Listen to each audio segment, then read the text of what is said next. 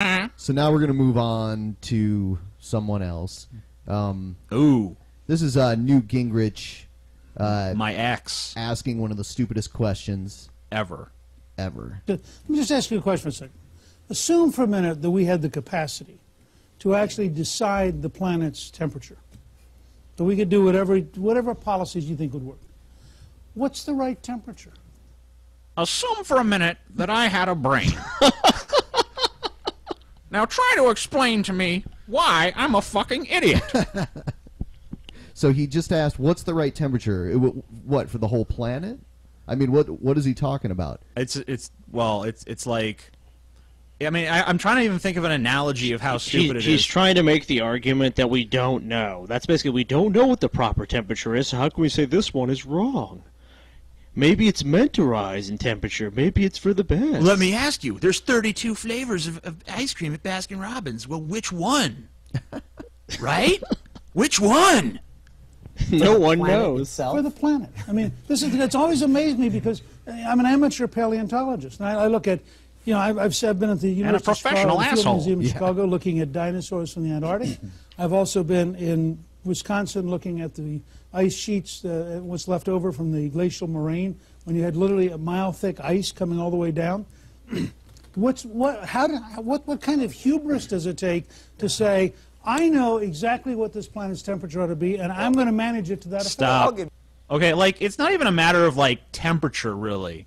It's a matter of the fact that places where there should be ice, there's not ice. Right. And we've had some of the hottest years on record in the last decade. And crazy weather, the break from like predictable weather patterns. I mean, like, climate change is obviously occurring. Our weather is becoming more and more erratic. We're having like one of the most ridiculously cold winters here, while Australia is having one of the most ridiculously hot summers there. Right. I mean, like, the planet is fucking acting wonky as shit. You know what he's like? He's like the guy at the steering wheel of the car, and the car has like 4 flat tires, and there's sparks flying up, and he's like, nothing's wrong. Who are you to say? The car's still moving, ain't it? We're going 20 miles an hour, and we're shooting sparks everywhere, and we're probably going to fucking run out of gas soon. You don't know what the car should be like. I know what the car should be like. Okay. Yeah. The hubris, this is my hubris. I think the average temperature for the past 10,000 years, where we've actually had human civilization, would be nice to stay within that if we can. And there's no reason. It's actually a pretty good answer.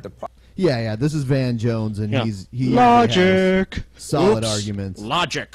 The problem is, if we put the foot on the accelerator with this experiment we're doing with the only planet that we know, and we're wrong, and we wind up cooking the planet, that's a bad outcome you can't recover from. There are alternatives to using intensive carbon-based fuels. We should be moving in that direction. And, I mean, like, there's so many other motivations for moving in that direction, too. It's not like climate change is the only impetus for this change. Yeah, we will run out of fossil fuels eventually and need renewable energy sources. I mean, like, we're a 200,000-year-old species that has gone through almost all of the fossil fuel resources of the planet in the last like couple hundred. Yeah. So I mean, like, how is that? How is that fair to every future generation? Starting with the Industrial Revolution, we've been slowly whittling away at it over time. Well, not to mention all the gas boom in America is due to the shale deposits, and they have to frack, and they're basically poisoning all the groundwater in those areas. Yeah. That's why we have earthquakes. Who needs water when you got money?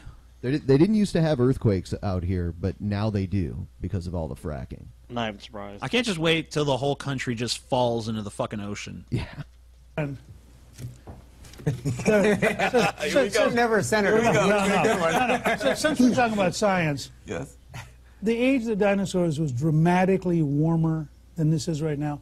And we don't want to live in that age, you fucking asshole. Yeah, what's he trying to say? Is he going to... Jurassic Park is back. Is he one of the people that believes humans lived during the age of the dinosaurs or something? Look, we made it through that time, okay? We'll make it through it again. Humans fought Tyrannosaurus Rex and Triceratops and shit. They were fine. We put saddles on their asses and rode them around. Haven't you been to the Creation Museum? Yeah, the Flintstones.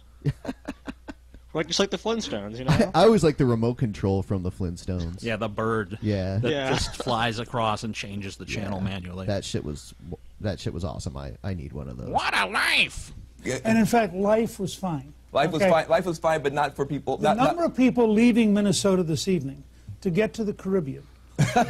Life was fine. It was a totally different form of life that was adapted to that environment, you fucking drone. And now he's saying, look, people are going from Minnesota to the Caribbean, but you don't see it going the other way around. Okay, but like we have these things called ecosystems where there's other animals that are not as adapted to this change as we are, and when those ecosystems collapse, there goes our fucking food resources, dipshit. Well, I mean, just look at the position of the Caribbean, which is way closer to the equator, and Minnesota, which is up near Canada. Here's a good experiment. Go fucking subject all the plants in the Caribbean to Arctic temperatures, and then go subject all of the fucking plants up here to tropic temperatures, and see how they fucking fare. You're just no. I'm and sorry, welcome TJ. to the future. You're just wrong. You're just wrong. Versus the number of people leaving the Caribbean to try to get to Minnesota would argue that slightly warmer wouldn't be a crisis. Hold on a second now. Now let's really get into it. Let's really get into What's the right temperature? I'm just gonna. First of all, when the globe warms, I'm just gonna be out there with my lemonade, sitting on my Barca lounger, just sipping that shit. Interesting. He brings up the Caribbean because the islands he might be talking about might actually be underwater. You know, by the time this is really even progressed as far as it's going to progress. And he's still going, come on, why can't you tell me the right temperature? What's the right temperature? Now, he just mentioned... The right temperature is where life on Earth doesn't perish. Well, he just mentioned... And our ecosystem doesn't suffer total collapse. How about that? He understands that it's warmer in some places and cold in other places, so why is he still insisting on this uniform this right temperature? Yeah. What is the right temperature? What is the right flavor of ice cream? What is the right movie? Yeah, exactly. It's just a false equivalence. It has to. You don't know the right temperature, according to me, so you just don't know what you're talking about, and we just don't know. We just need to stay the course. It is ridiculous how it is this easy to just like prove how much bullshit comes out of this guy's mouth. And none of these other pundits do it either. I mean, that just shows how these news shows are just a fucking orchestrated pageant between fucking demagogues peddling bullshit. You can vote for this pile of shit, or you can vote for this pile of shit. For somebody who cares an awful lot about animals, about species, you've been a huge champion. Almost all of the major climate scientists say that you could have massive die-offs of many more species than just the ones that you stood up for. But you could barely wait to get in here. Let me finish. You did that to me on purpose. No, since you're a co-host, you get a shot. Exactly, that's great. No, listen. Sure, will human beings be able? I like how they sit them. I like how this show sits them uncomfortably close to each other. I think it's is it? Oh yeah, I guess they do sit that close to each other. First I thought it was a split screen. Oh, is it? Maybe it is. Okay, I see the line. You're right. Survive under many circumstances, yes, but the kind of civilization that we have had, with the kind of agricultural systems that we have had. Yeah, I mean, if they were, I know the listeners can't see this, but it would almost be like they were on a date if they were really sitting that close to each other. They might be, because it looks like the design continues, or maybe that's just a camera trick. Yeah. Because it looks like there's one danger and also congruent background. I think it may be. So you mentioned other species. Other species might do better than we would under a radically changed scenario. Now you tell me why you don't like that answer. That's a bait and switch. 97% of some subset of scientists agree that man-made global warming is what we've seen over the past 50, 100 years. All right? That's uncontroversial and maybe uncontrovertible. The bait and switch is you take that and say we're heading to catastrophic global warming. All the major scientists say we're going to lose species. No, they don't. There's some that say that. There's no consensus on major die-off of species. Let's bring an entertainment report. Okay, I mean, there is major consensus on that, but I mean, even if there weren't, it only takes common sense to understand that if you change the environment that some form of life has adapted to survive in, if you suddenly alter that, that's bad for the ecosystem. I mean, we're already seeing species die off. Like, what about the bees? They're dying off. Could global warming be a factor in that?